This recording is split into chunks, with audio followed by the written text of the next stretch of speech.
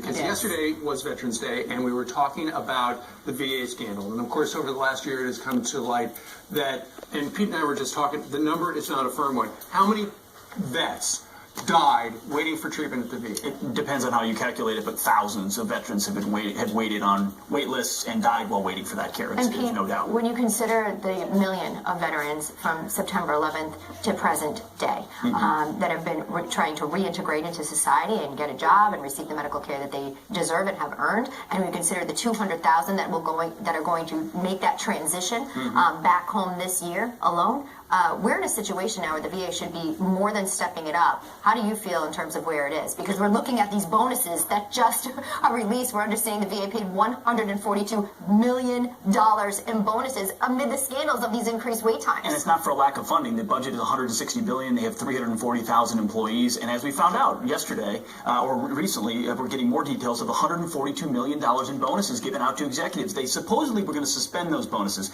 but not for everybody. Executives at Phoenix, where the scandal started, executives at Toma, where they were pumping veterans full of opiates.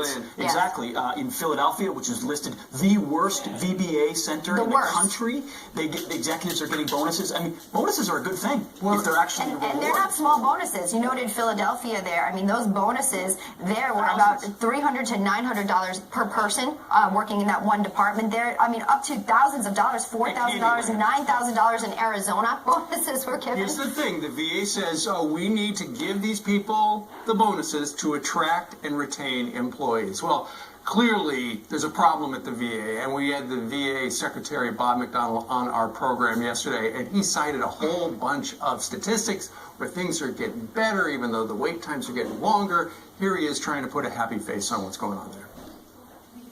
Since the crisis in the last year, we've had 7 million more completed healthcare appointments than previously. 4.5 million of those have been in the community, 2.5 million have been within VA. Our average wait times are down to 5 days for specialty care, 4 days for primary care, 3 days for mental health care. So he makes it sound like things are getting better, but we asked you to email us, and we got an earful from you. You're not happy. Richard at RF sent us this quote: the Secretary's statement that mental health vets' wait time is down to 3 days sounds like airline on-time departures. They'll leave the gate on time, but still sit for 10 to 15 minutes, 20 feet away from the gate. What a parallel there. Such a great point. They're very good at gaming the numbers, and Bob McDonnell himself. In fact, the Washington Post has twice given him 4 Pinocchios for misrepresenting how many people have been held accountable. Here's another veteran. Bob sent an email. He said, I spoke to a 28-year-old injured Marine veteran. Our local VA would confirm his appointment one day, cancel it the next day, and then confirm a new appointment the following day. Next month, it would start all over again. He believes they're playing games with the appointment numbers in order to meet some political goal. Well, I knew that we were going to have Bob McDonnell on, and I reached out to one of the most famous vets in America, Rob O'Neill, the guy who shot bin Laden, and I said, because I knew that a couple of weeks ago he was trying to get a hold of the VA and was on the phone for a couple hours on hold and eventually hung up. And I said, what's going on there? And he wrote back, he texted me this: the healthcare providers are amazing. The administration staff sucks. They're government employees, can't be fired, no accountability, no work effort, blatant thievery from the patients. And he told me later that apparently he went in for an MRI with his father, and while he was having the MRI, his wallet was stolen. Rob O'Neill's wallet was stolen. He says there is, when you walk into it, it is like walking into a homeless shelter. I read this verbatim to Secretary Robert McDonnell yesterday on the program, and here's what the Secretary said. Well, I hope you gave him my cell phone number, my email address, because I'd like to get in touch with him. I'd like to find out who those people are. Well, he can contact me. It's available on the internet. So this is what we found on the internet. 513-509-8454. So Rob O'Neill's going to call him later today, and let's just might some others. I'm just going to call him right now. Yeah, I think folks should Let me ask give you the this. Secretary a call. So Steve's going to actually call him right now. Okay. All right. Because he wants to hear about what's going on. So we're just going to get an update. Dialing the number on the internet.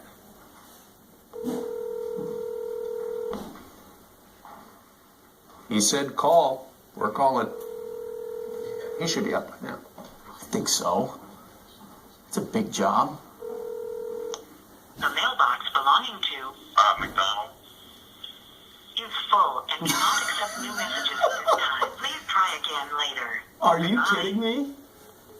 Just like the VA. I mean, like the VA. Is there a more perfect and poignant example of the VA? Here's my number. Give it a call. I'll help you out. I call, and the mailbox is full. That should be played on a loop. Just made me that sick. America is what our veterans face from the bureaucracy that says they care, but when you actually go for care, zip, nada, doesn't matter. Pete, this is what you do. How can this change? Because, I'm looking at these numbers. Chairman of the House VA Committee, by the way, Jeff Miller, said that when you reward failure, it breeds more failure. Bonuses were just given out to these facilities that are making veterans wait for the care that they have earned and deserve. What can we do to fix it? What's our You solution?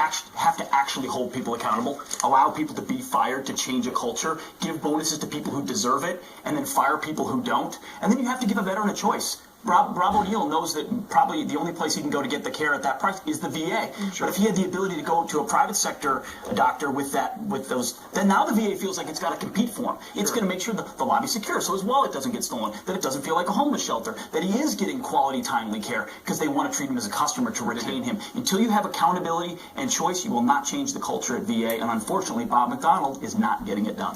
Keep the email coming. Please We wanna do. hear Send it more in. about